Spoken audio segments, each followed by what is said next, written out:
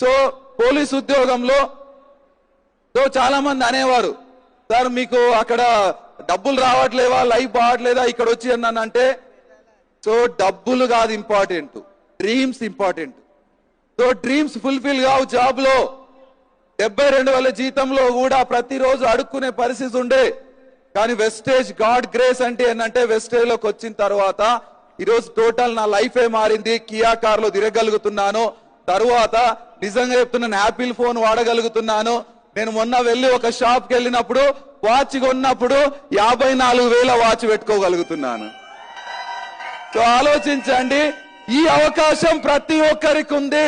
ఇక్కడ నుంచి డ్రీమ్ చేసుకొని వెళ్ళండి, 100% సక్సెస్ అవుతారు.